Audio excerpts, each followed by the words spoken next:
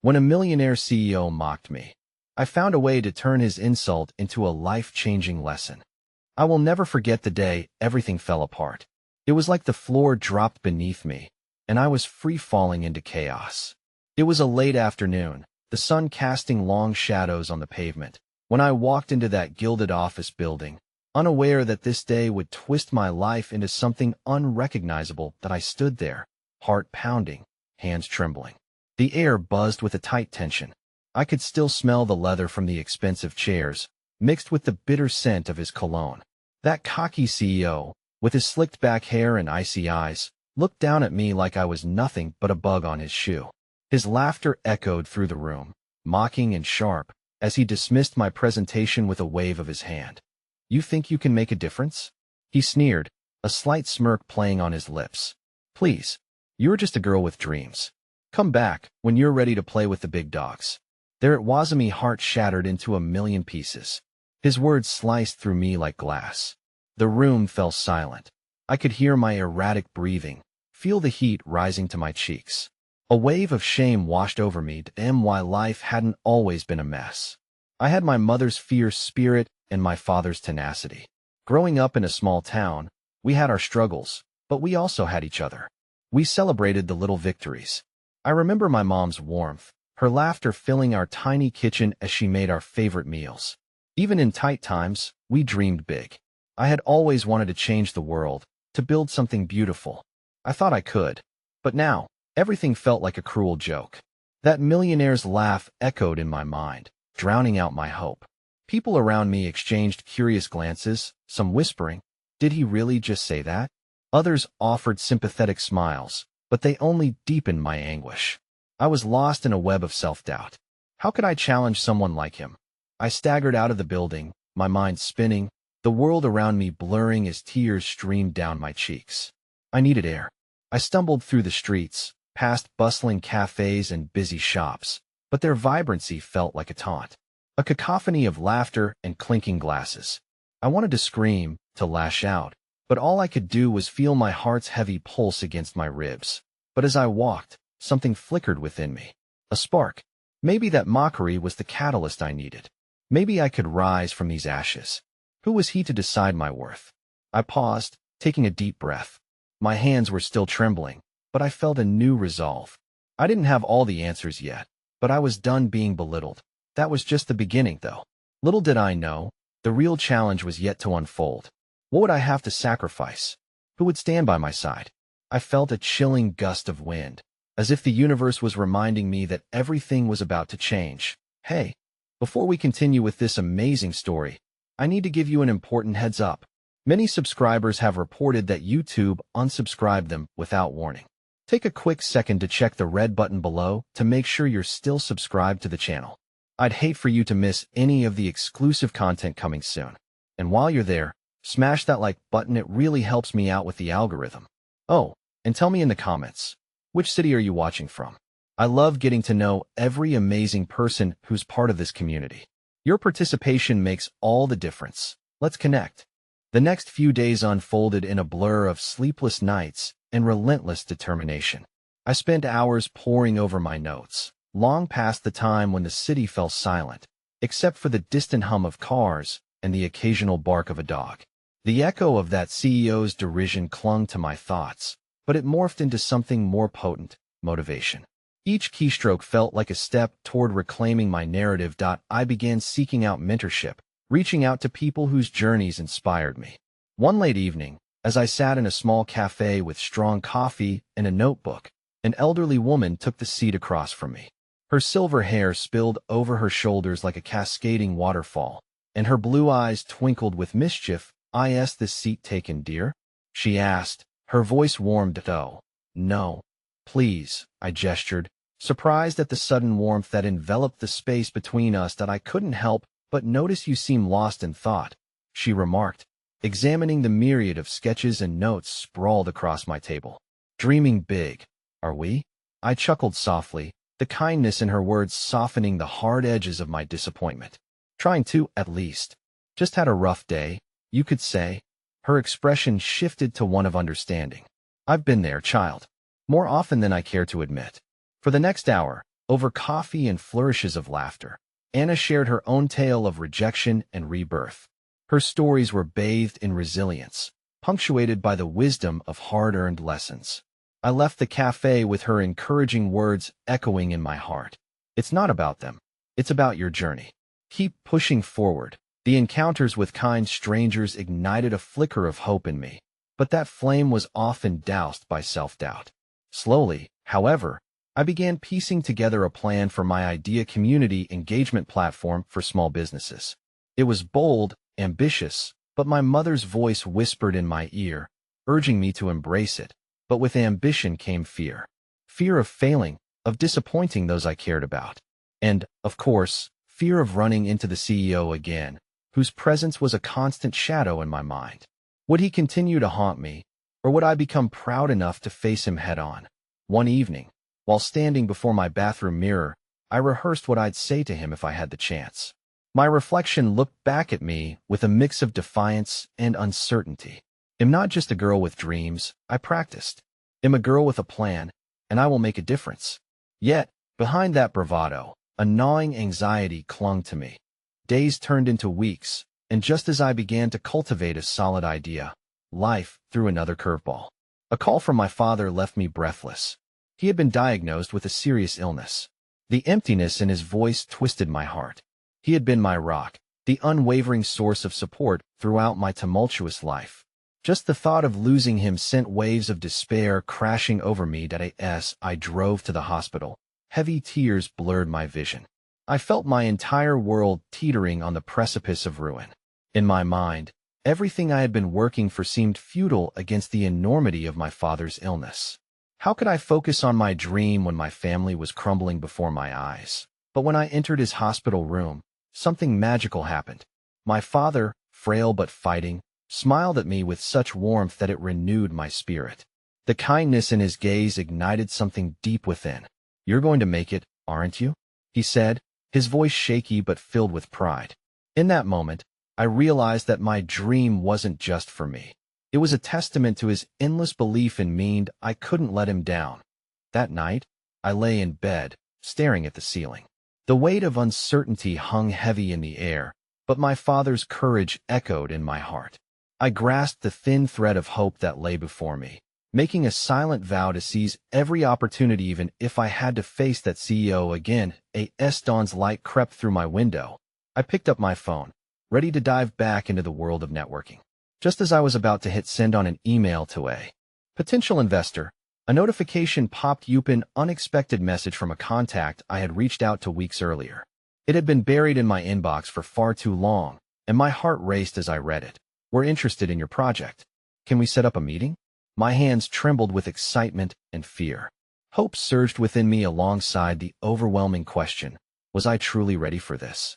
As the sun rose higher, casting a warm glow that seeped into my room, I felt renewed. But lurking beneath that hope lay a familiar shadow, the invisible thread that twisted my fate further than I could ever imagine. I picked up my phone, taking a deep breath as I prepared to accept this opportunity. But before I could tap the screen, another message popped up, and the world around me felt like it collapsed. "We need to talk. It's about your father." In that instant, the weight of the unknown wrapped around me like a shroud, and I realized I was standing on the edge of a precipice far darker than I had anticipated. The sterile scent of antiseptic mingled with the soft beeping of machines, fashioning a somber symphony that echoed through the hospital corridor. Each step toward my father's room felt like wading through thick fog, uncertainty gnawing at the corners of my mind. As I approached, the weight of the new message hung heavily on my conscience, the words "we need to talk" hanging above me like a storm cloud. Pushing open the door, I found my father propped up against the white hospital sheets, eyes darting between the muted television and the small window where the sun fought valiantly against the clouds. "Hey, kiddo," he chimed, the frail smile on his face a fragile beacon of hope that I drew closer, trying to mask the tumult within. "How are you feeling today?" "I'm doing all right," he replied, his effort to sound strong only revealing the tremor beneath. "Just waiting for the doctor to come and give me some answers." Answers. The word made my stomach churn. Would I hear the news that would change everything? My throat tightened as I took a seat beside him, desperately wishing to shield him from whatever lay ahead. But soon enough, the doctor entered, bringing an aura of professionalism that felt too cold for the private sanctity of our moment. My heart pounded as he began explaining my father's treatment options, jargon flying over my head like a foreign language. I tried to focus, but my mind was split, racing between the comforting warmth of my father's presence and the chilling weight of the words I had yet to read from the message that had ignited my anxiety. "Do you have any questions?" the doctor asked, but it was my father's hand squeezing mine that anchored me. "Just will he be all right?" My voice trembled under the weight of the inquiry, the fear spilling out in a waterfall of vulnerability. The doctor looked at my father, then back to me, but his answer felt foggy, wrapped in layers of uncertainty that gave little solace. I couldn't shake the feeling buried deep within that everything was shifting beneath our feet. After the physician left, I gathered the courage to bring up the message lurking in my pocket. "Dad, I have to tell you something," I started, swallowing hard. "Something that looks like good news?" he asked, a playful glimmer returning to his eyes, attempting to mask his pain with humor. "It's about the project. You remember my idea, the community engagement platform?" I paused, studying his face, drawing strength from his unyielding belief in me. "I got a message from someone interested in meeting, but then I received another message, one that says we need to talk about you." His expression shifted, concern crackling through the air. "It must have been serious," he said softly, his brow furrowing. "You can postpone meetings, you know that. Family comes first, I argued, surprising myself with the intensity of my words. "You're my family, but this is a chance we've both dreamed about." My voice rose, layered with fear and determination. "I can't lose you, and I can't let this slip away. I need you to believe in me, especially now." He nodded slowly, the proud smile tinged with worry. "I do believe in you, sweetheart. Always will." Just then, my phone buzzed, breaking the fragile moment of connection. The screen illuminated the text from an unknown number. "Meet me at the cafe we talked about. I have crucial information." My pulse quickened.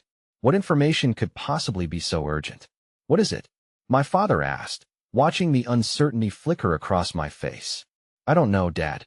But I hesitated, the weight of choice planting itself firmly in my chest. "I think I need to go." "Go," he urged. "We'll be all right here. Just remember, whatever happens, you're not alone. You never have been." His words lingered with a ghost of strength that made it easier to walk away from the hospital, yet my heart remained braided with worry for him. I stepped into the bustling city, the chaos around me a stark contrast to the quiet dread I felt inside. Every cab honking, every passerby in a rush, a reminder of a world indifferent to the seriousness of illness and the relentless grip of fate. As I reached the cafe, familiar scents of espresso and baked pastries filled the air, lending me a false sense of comfort. My mind was already racing ahead, thoughts of my father's condition and the weight of my dreams colliding in a cacophony of fear and hope. I spotted the Contacta middle-aged man with glasses perched on his nose, already scrolling through his phone. As he looked up and caught my gaze, I felt a fleeting sense of solidarity. This meeting could bring change, but a part of me wanted to cling to the life I knew, where my father was strong, where we held on to dreams together. We exchanged pleasantries and dove into the business discussion, yet beneath my eagerness, my mind remained tethered to my father. Each phrase about funding a knife twisted deeper into my heart. Just as the man leaned in to explain how they might assist in funding my platform, my phone buzzed again. This time, the message plastered itself across the screen like a blaring alarm. "Your father's condition has worsened. Please come to the hospital." My breath caught in my throat, the world spinning out of control. I felt the weight of my dreams, each hope crushed under the impending reality of loss. And in that moment, clarity broke through the haze of uncertainty. Dreams felt so trivial against the fragility of life. "I'm sorry," I stammered to the man, the words sliding out like a confession. "I have to go." And as I dashed from the cafe, every step pounded against the uncertainty that wrapped around me like a shroud, whispering chilling secrets of what might await me on the other side. The facade of hope trembled under the weight of fear. I was running toward my father, toward the impending news that threatened to unravel everything we held dear. Yet, within that breathless sprint, a flicker of another truth ignited in my chest. Somewhere between dreams and despair lay the shape of resilience, and I had no choice but to face it. The fluorescent lights of the hospital corridor felt harsher now, buzzing uncomfortably in my ears as I rushed toward my father's room. The message still lingered in the back of my mind, a cruel reminder of the fragile balance of our lives. Would it be a turning point, or was it the collapse of everything we had built together? I burst through the door to find my father in a different state than before. His skin, once vibrant, appeared ashen, and the sharp lines of pain etched deeper across his features. As I stood frozen for a moment, I searched for the source of the urgency that pulled at my heart.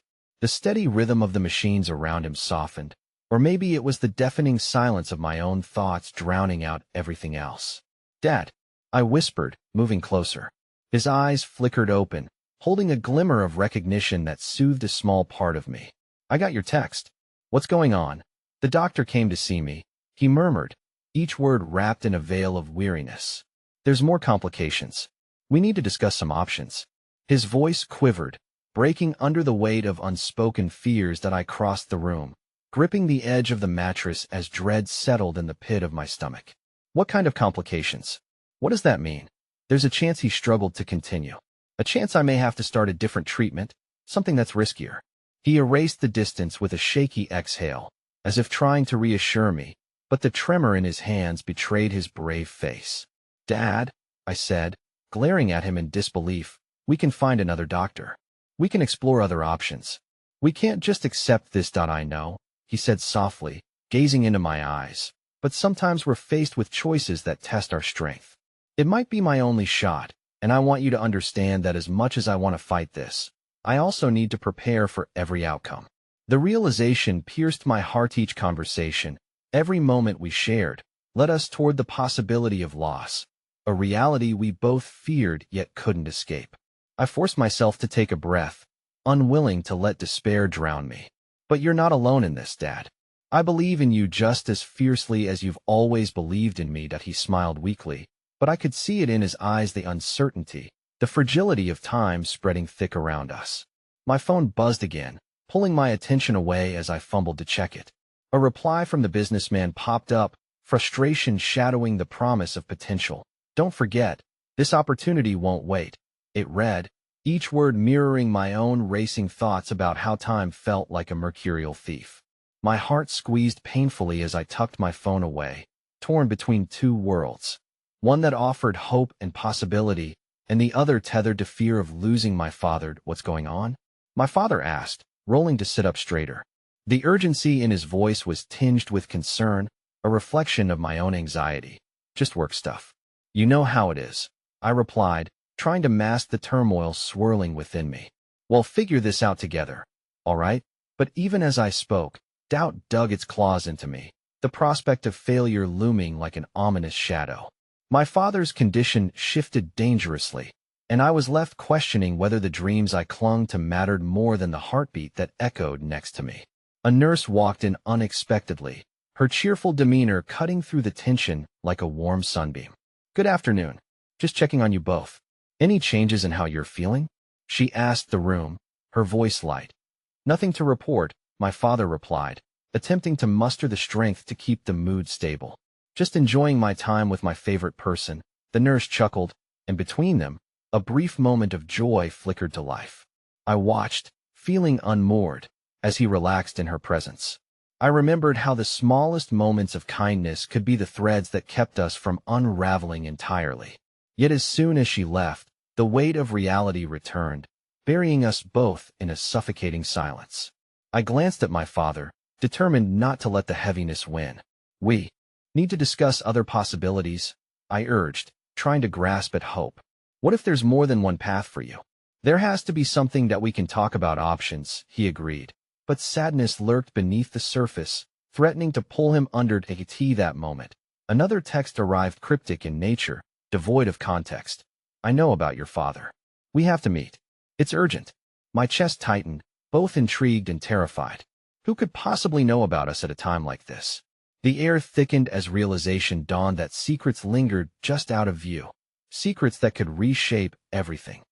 "Who's it from?" my father asked, concern etching deeper lines into his brow. "A potential contact," I lied smoothly, intent on shielding him from additional worry. Just more related to the project. They'll handle it later, but I hadn't even begun to grasp what handling entailed. Every step forward I took to secure the future felt mired in quicksand, attempting to save my father even as paths unfolded that could shatter us further. And yet, I could hear the distant echo of hope in my mind, tangled within the mess of my heart. They'll figure it out, Dad, I vowed quietly, gripping his hand. We just have to hold on for a little while longer. To each other, he smiled, that same fragile piece of light reminding me of everything we stood to lose, yet also everything we could still become. But as I left the room to step into the uncertainty of what awaited me, I had no idea how much my resolve would be tested, or how the meeting ahead would pull the threads of my life into chaos. The air outside felt different, almost electric, as I stepped into the hospital lobby, leaving the whispers of illness behind for the moment. My heart raced, not solely from the weight of my father's situation, but also from the enigmatic message replaying in my mind, the urgency wrapped in ambiguity. I watched as people flowed around me, oblivious to the battles that raged behind closed doors, each individual caught in their own cyclone of uncertainty. It wasn't until I had settled into a small corner cafe, nursing a cup of lukewarm coffee, that I finally dared to respond to the text. My fingers hesitated over the keyboard before I composed a simple reply. Who are you? It felt strange, vulnerable even, to open a dialogue steeped in secrecy. I didn't have long to wait. A reply illuminated my screen just moments later. Meet me at the park. 2 hours. The words unsettled me, but instinct pulled me toward the promise of answers. Glancing at the clock, I realized that I needed to move quickly. My father would be waiting. But a flicker of hope ignited within me, prospect of new insight, perhaps even a ray of light, beckoned compellingly. The park was a sanctuary of tranquility amidst the chaos that enveloped my life. As I arrived, I could see families picnicking, couples strolling hand in hand, and children laughing, a stark contrast to the sterile silence I had left behind at the hospital. I found a small bench nestled beneath an old oak tree, its branches whispering secrets of resilience. A fitting backdrop for what I hoped would unfold. That a figure emerged from the shadows, tall and poised, the sunlight catching tufts of dark hair as he approached. He wore an expensive suit that contrasted sharply with the unkempt surroundings. You're late, he said, without preamble, his tone sharper than the crisp autumn air. That I am not sure what you're after, I replied, unable to mask the tremor in my voice. A chill ran through me, uncertainty of what was to come weighed heavily in the moment. He studied me with piercing eyes that revealed nothing, and I felt exposed, as if he could see the fear coursing through my veins, threatening to consume me. You're in a difficult position with your father's health, he began, his voice softening slightly. I've been keeping tabs on your family. I think I can help. What do you mean help? I asked, shifting uneasily. You're just some stranger. Why would you care? Because I once faced a similar situation. His gaze dropped to the ground, as if lost in a tide of memories. My father had a choice between treatments too, and I didn't appreciate what was at stake. I learned the hard way. I cut him off, anger swelling within me. Why should I trust you? How do I know you aren't here to exploit my father's situation? He looked up, meeting my gaze with an intensity that sent shivers down my spine. I'm not here to exploit anything. I want to help you pivot from distress to power. You have an opportunity in front of you, but it requires courage. Exactly how do you know so much about my life? The accusation hung in the air like smoke, suffocating our dialogue. I have access to resources you haven't considered, he replied calmly. This isn't about your father's illness. It's about the legacy you can build for him, one that can elevate not just his condition, but turn around your lives entirely. His veiled promises felt like the sun breaking through the clouds. Yet I couldn't shake the questions gnawing at me. What do you want in return? A smirk flickered on his lips. Just your discretion. My reputation, it's complicated. If I extend my hand, it requires trust, a consolidation of strengths. What kind of desperation drives you to me? I pressed, unwilling to yield so easily. And what do you gain? His expression shifted, revealing a vulnerability that was both unsettling and captivating. You have no idea how much can change with one choice. I lost my father too, to a disease I thought I could remedy with influence and money. It didn't work. I'm here out of a desire to right my wrongs. That my heart ached for this man. and despite the fear constricting my chest, a thread of empathy grew between us. Sometimes people use desperation against you not for your benefit, I warned softly. What you offer could either heal or wreck us further. The tension crackled, heavy like a storm cloud. Choose, he said simply, his expression hardened yet earnest. But understand that time is running out for your father. Every minute matters now. I stood at a crossroads, clarity grappling with doubt. The enormity of my father's condition and the choices ahead weighed heavily on my shoulders. Is there really hope in what you're proposing? I breathed, seeking assurance amid the chaos of my mind that if you are willing to fight for it. He replied, then yes. I believe there's a chance you can secure both your father's health and your future. With that, he took a step back, allowing the gravity of his words to settle. I watched him disappear into the shifting crowd, feeling the weight of possibility hang in the air, uncertain and raw. As I returned to the hospital, my heart felt like a pendulum, swinging between trepidation and unexpected ambition. But a sudden thought crashed over me like a cold wave. What if engaging with him meant dipping into darkness I hadn't anticipated? What if the legacy I sought to preserve ultimately unraveled more than it could weave anew? I rushed to my father's room, determination coursing through me, only to find the door ajar. I stepped inside, breathless and unsteady, just in time to hear my father asking the nurse an unexpected question, one that turned my entire world on its head. Do you think I can hold on until she makes her decision? He asked, his tone laced with an understanding that burned through the anxiety in my chest.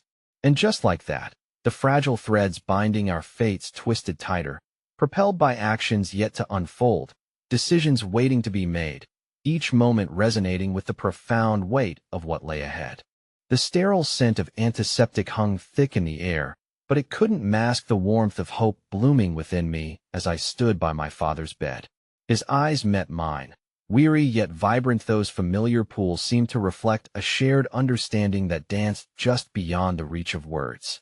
Did you have a productive day? He asked, attempting a smile that faltered, revealing the toll his condition had taken. I nodded, the weight of my conversation still pressing against my chest. I found someone who might help us. Help you. His brow furrowed, a flicker of concern passing through his gaze. You know, it's not just about treatments, right? It's about choices, too. I swallowed hard, feeling the bite of reality. But what if it can change everything? What if there's a way to make things better? I didn't want to voice the doubt gnawing at my insides, afraid that my father could sense my fear of choices, the weight they carried. He sighed, an exhausted sound heavy with meaning. Sometimes, the solutions we seek come with unseen costs. You must find your footing before you can dance along the edge of fate. I spared a glance at the window, where gray clouds rolled in, shrouding the light outside. Perhaps I was straddling a line between brilliance and madness, and I was terrified of what might emerge on the other side. The nurse entered, bringing with her a ray of kindness that momentarily pierced the haze that surrounded us. Her name tag read Maya, and she had a warm smile that never quite left her face. How are we doing today? She asked brightly, her presence a balm against the stark reality around us. That I am here, aren't I? My father replied, teasing a grin from her as he tried to maintain an air of normalcy. Maya's eyes sparkled.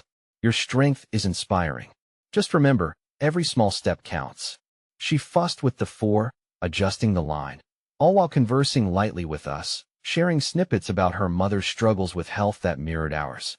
In that moment, it was easy to forget the looming decisions ahead, but as the minutes ticked by, uncertainty gnawed back at me. I could still envision the mystery man in the park, his stark offer hanging between us like a fragile spider's thread. What if everything Maya said about courage and little victories meant less than the promises whispered by a stranger in a tailored suit? What if I made the wrong choice? Can I talk to you alone for a moment? I asked Maya, the need to share my burden overwhelming my heart. She glanced at my father, who nodded with a reassuring smile. Just the coffee shop in the corner, I added, eager for the chance to seek clarity. In the cafe, I leaned over the small table between us, my heart racing. I met someone today, I began, unsure how to articulate the whirlwind of emotions brewing inside me. He claims he can help my father, but there's something unsettling about him. Maya's brow knitted. Would this someone be trustworthy? There are many people who are willing to prey on desperation. I could see the concern etched on her face, the fierce protector shimmering behind her gentle demeanor. He knows things about my family, about us. He's been watching. She inhaled deeply, considering her words, her voice steady.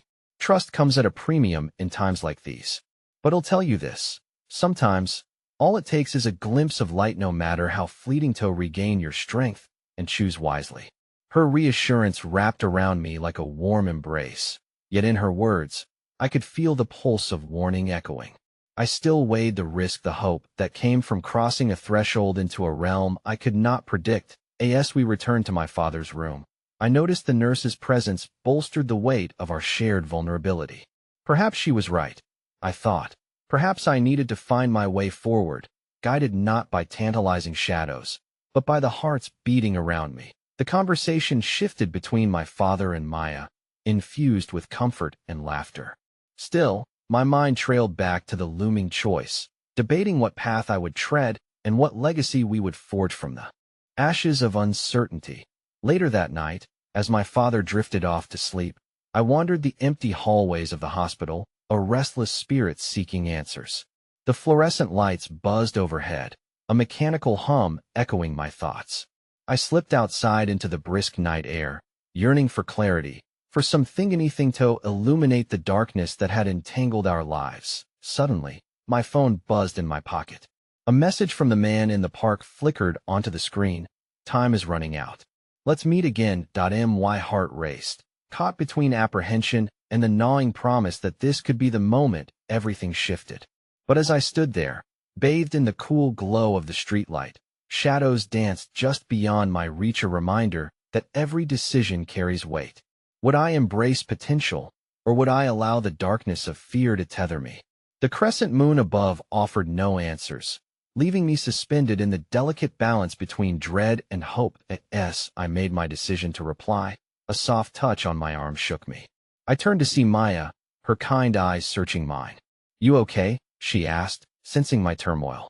And at that moment, standing on the precipice of uncertain choices, I felt an unexpected swell of connection. But before I could reply, the shrill call of my phone disrupted the night. An incoming call. As I glanced at the screen, the name sent a jolt of dread through my veins.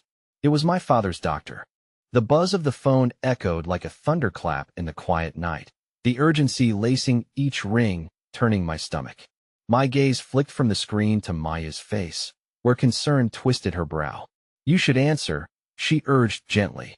With trembling hands, I swiped to answer. "Hello?" I ventured, my voice barely a whisper. There was a brief silence on the other end, a weighty pause that pressed against my chest. Then the doctor's voice emerged, measured but firm. "We need to discuss your father's situation," he said. Each word sent a rippling wave of anxiety through me. "Could you come to the hospital? It's best we talk in person." Every instinct told me to resist the volatile mix of fear and dread.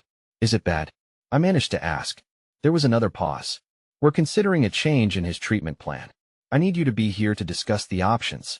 The line clicked as he hung up, leaving me grasping at the thread of possibility that now dangled before me, swaying precariously in the cool air. My heart pounded like a drum, a steady beat of foreboding echoing through me as I turned to Maya. "He wants to meet. There might be changes. For the worse." The shadowy edges of the night felt suddenly palpable.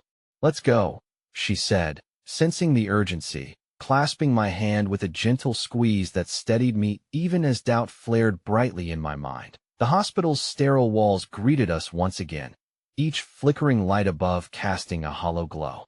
It seemed to pulse with the quiet despair that clung to families navigating their own seas of uncertainty, all waiting for news, all longing for miracles.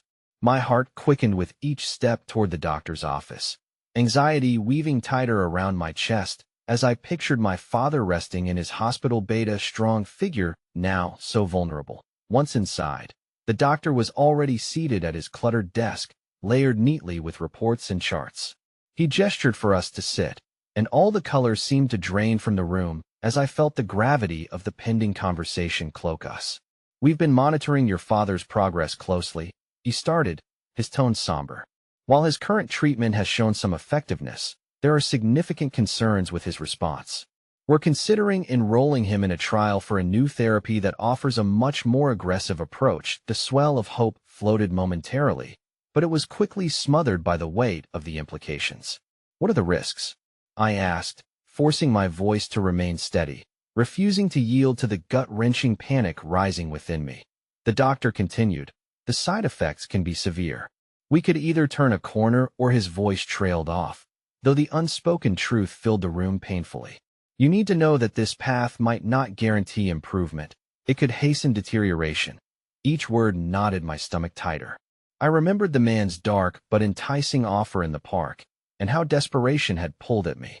What if this new treatment was the crescendo of lies I had been too afraid to acknowledge? Maya squeezed my hand beneath the table, an anchor in a storm.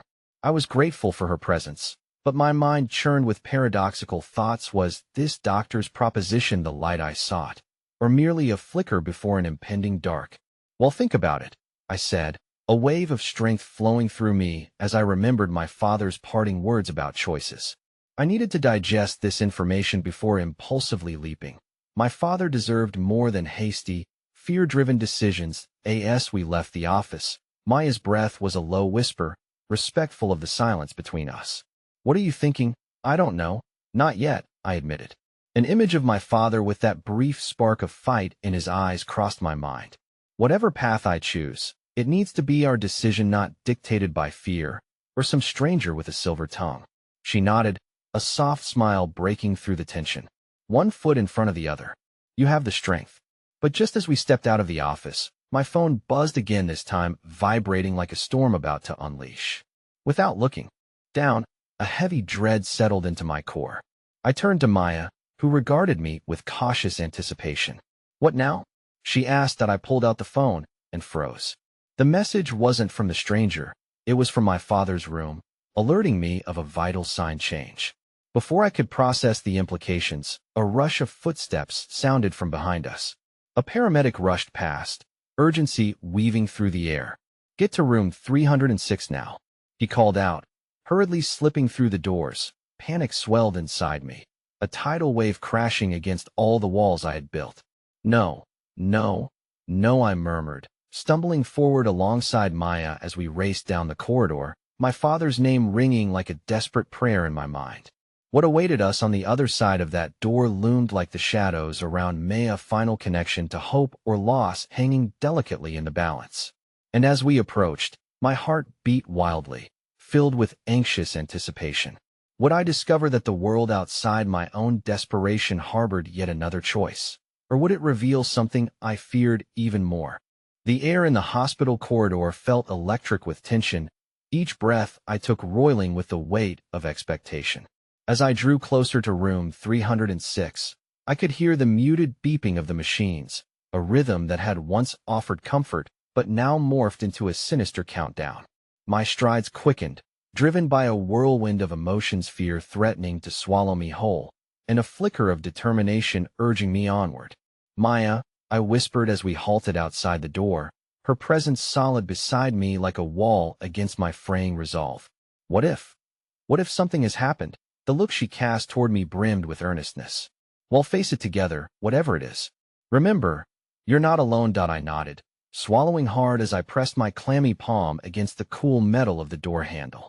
Just as I was about to turn it, the door swung open, and a nurse stepped out, her expression grave. I'm sorry, she began, pausing to measure her words. Your father is in critical condition. We're trying to stabilize him now. A lead weight settled in my stomach, and I took a step back as panic clawed at the edges of my mind. Can we go in? I breathed, the urgency of each syllable clawing at me to act.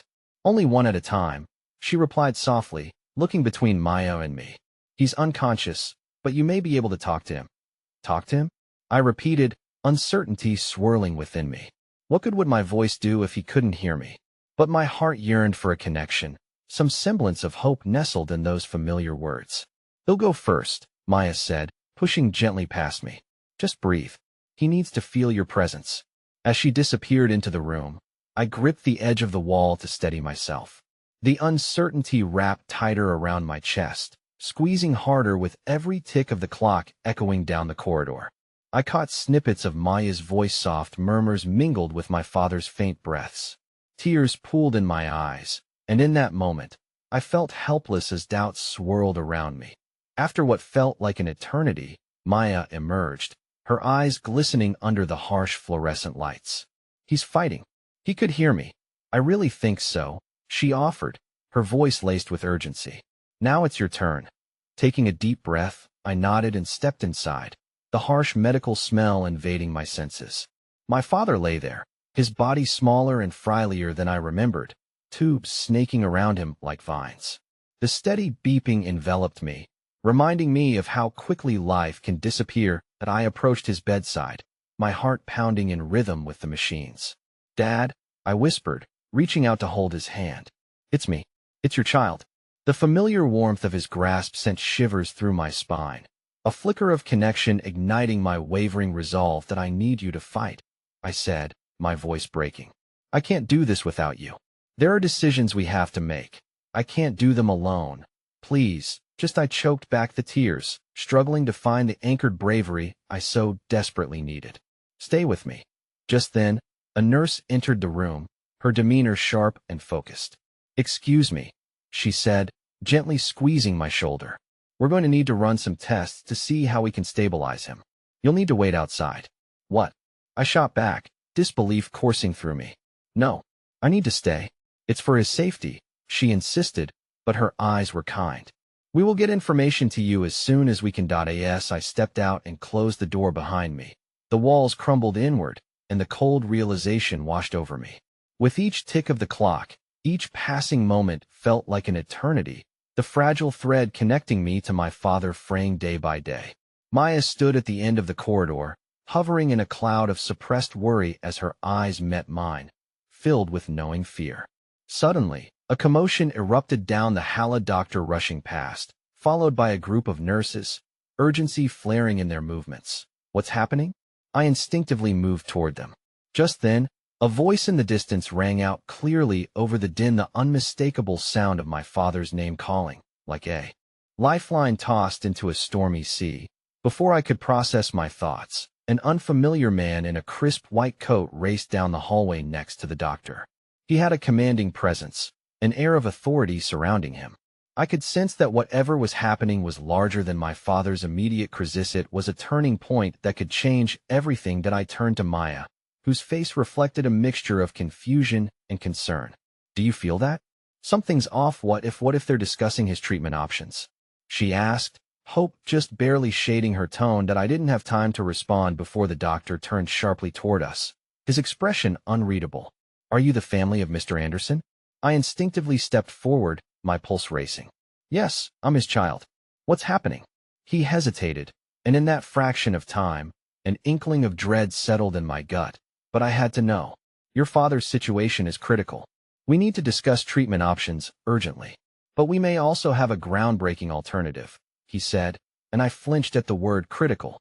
A million questions flooded my mind, but before I could voice any of them, I noticed the man in the white coat turning slightly toward us, a knowing glint in his eye visible as he backed away.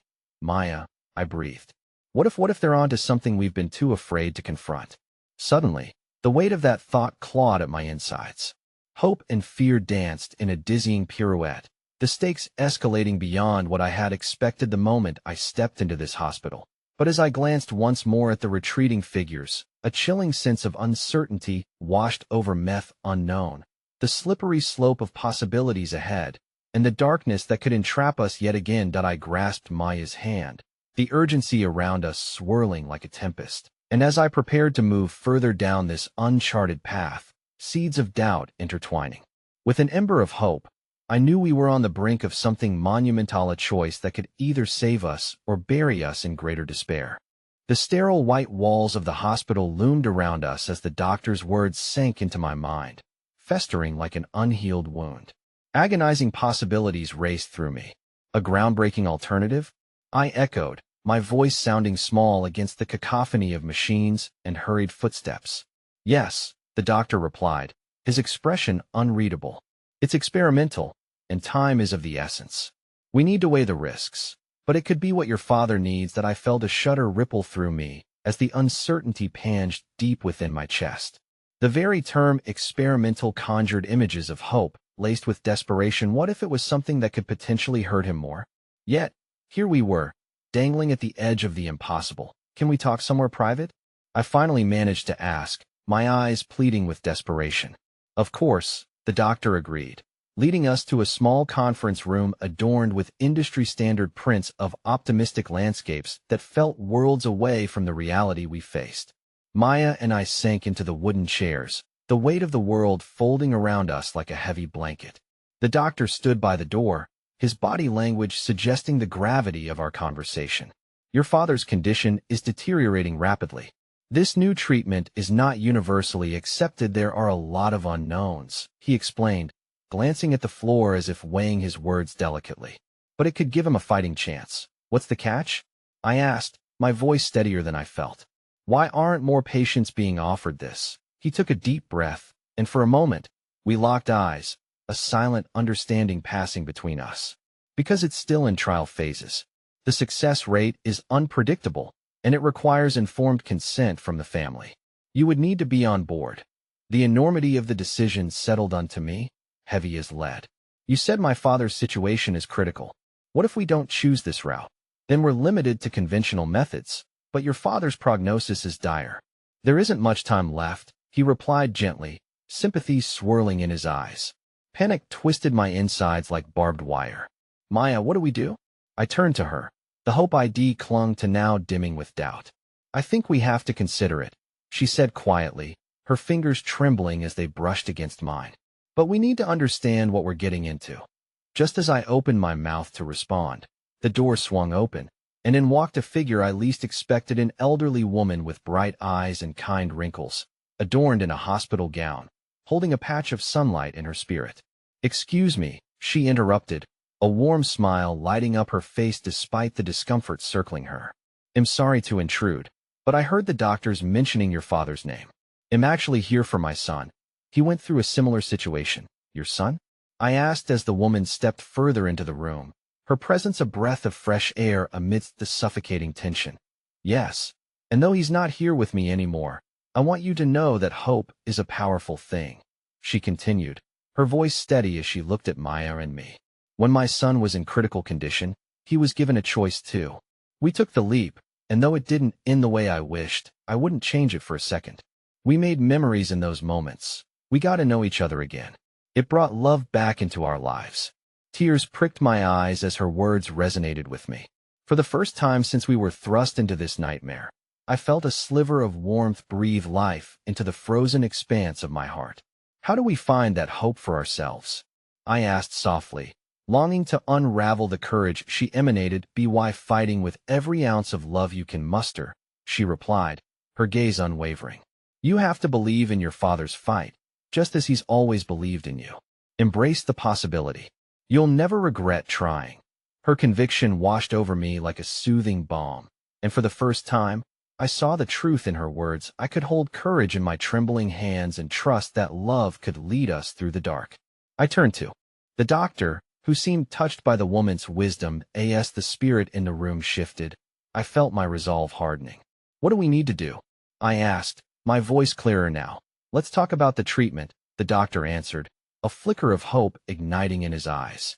I believe it can work, but you need to be fully in this together. Before another word could escape our lips, however, the atmosphere shifted again, the door bursting open once more.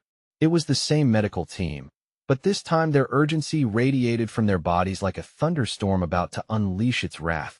There's been a complication, the leading doctor announced, and everything around me came to a sudden, dreadful halt. Complication? The word shattered my newfound determination with a single, deafening crack. What do you mean?